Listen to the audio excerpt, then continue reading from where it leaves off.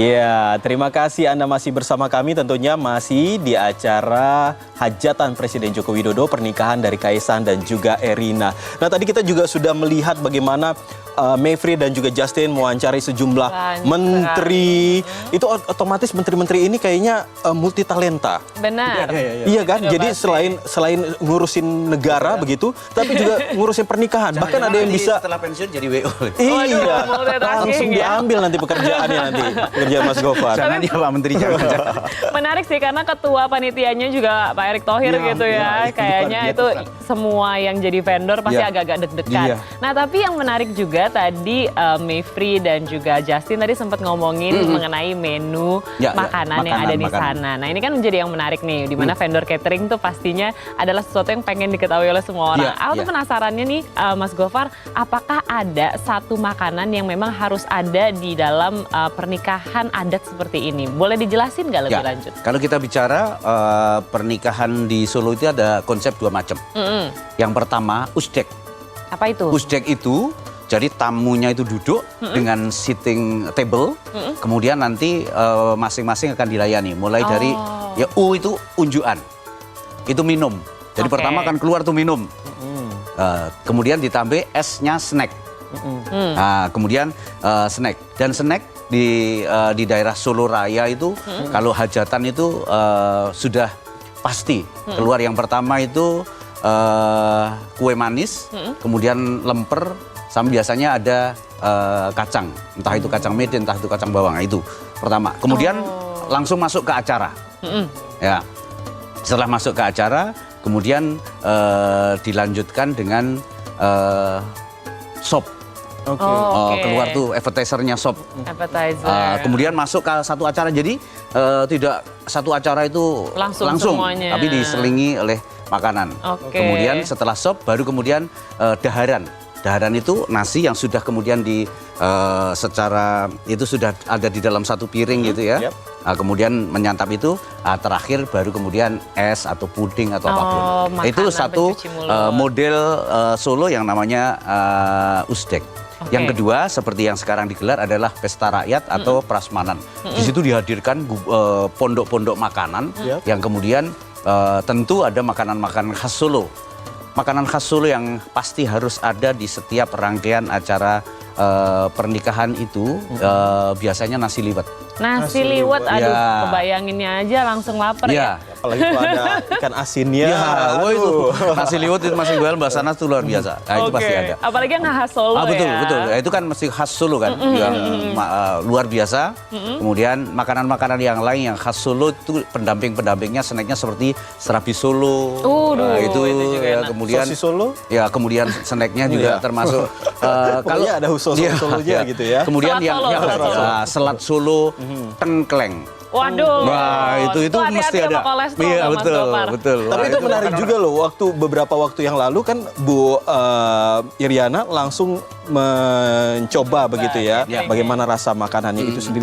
Sempat ada yang menarik, di mana ada komentar dari Bu Iriana, ini agak keasinan. Jadi sampai sedetil itu loh. Sampai sedetil itu untuk menyaksikan dan juga merasakan apa yang nanti akan dirasakan oleh tamu-tamu undangannya. Penting ya detail sangat seperti penting. ini. Jadi sangat penting, dan memang mereka vendor-vendor yang kemudian ditunjuk menjadi sangat concern kepada apa yang koreksi yang diberikan oleh keluarga. Pasti kalau dibilang keasinan ya besok takaran garamnya mesti dikurangi dan lain sebagainya. Dan ini luar biasa memang untuk Mas Kaisang dan juga Mbak Erina ini. Juga booth-boothnya Mas Kaisang itu semua dipajang.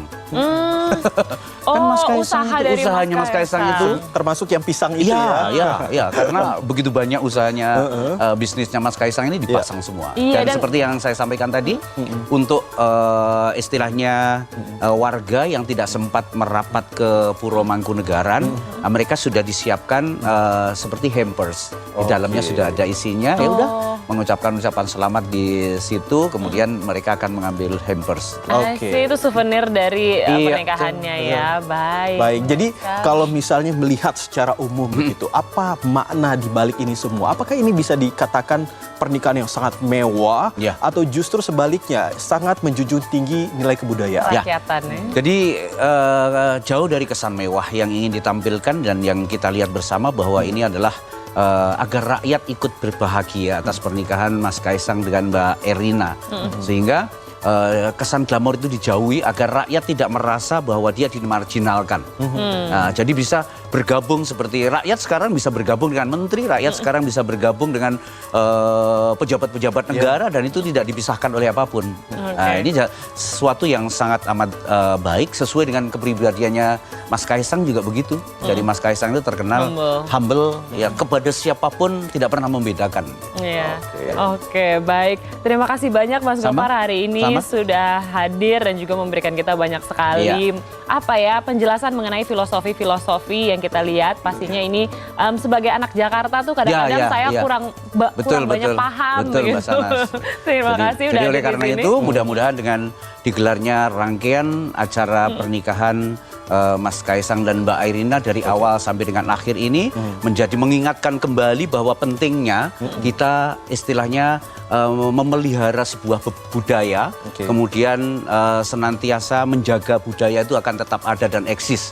Karena budaya di dalamnya adalah tidak cuma sekedar sebagai tontonan, tapi di dalamnya ada sebuah tuntunan yang dapat kita gali di dalamnya. Berbagai macam tuntunan bisa kita dapatkan di sana. Dan pada kesempatan ini sebagai rakyat Indonesia tentu kita berterima kasih kepada Pak Jokowi yang menjadi pionir bahwa budaya itu yuk sama-sama kita lestarikan. Kita kemas dengan budaya.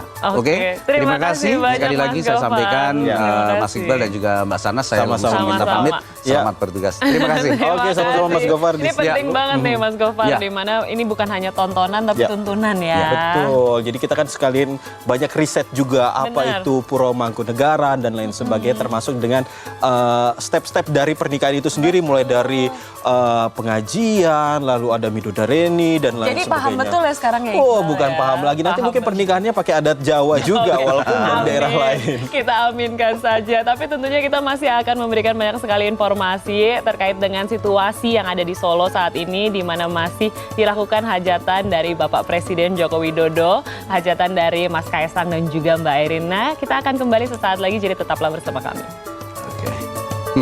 Oke, thank you.